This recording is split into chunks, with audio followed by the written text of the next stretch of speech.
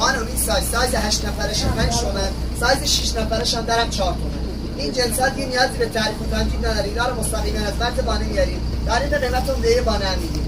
رنگ بندی در خانوما 4 تا رنگ شکلاتی، زرشکی، کرم و سفیدش هم داره. خانم 8 نفرش بشمی، سایز 12 نفرش هم داره خانوما، 12 نفرش هم بشمی. 4 تا رنگ داره خانوما، کرم، سفید، بنفش، شکلاتی، هر رنگشو بخواد داره. هم 8 5 تومانی، هم 12 نفرش.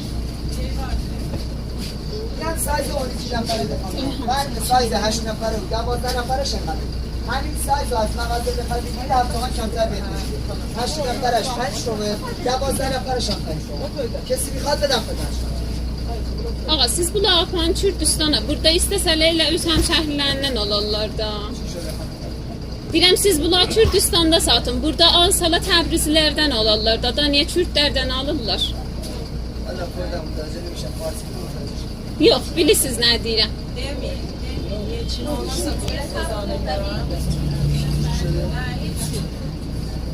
Fatih müdazə etmişəm, çiğ.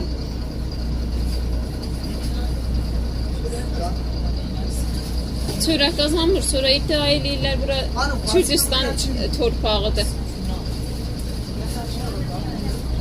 Aslanım, Fatih müdazə. Yox, mən xəstəlaşmıram.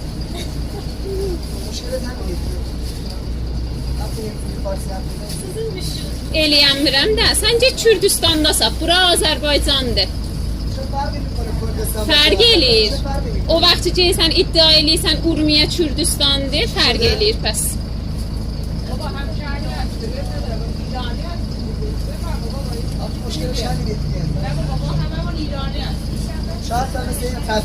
Mən deyirəm, bura Azərbaycandır, sən get.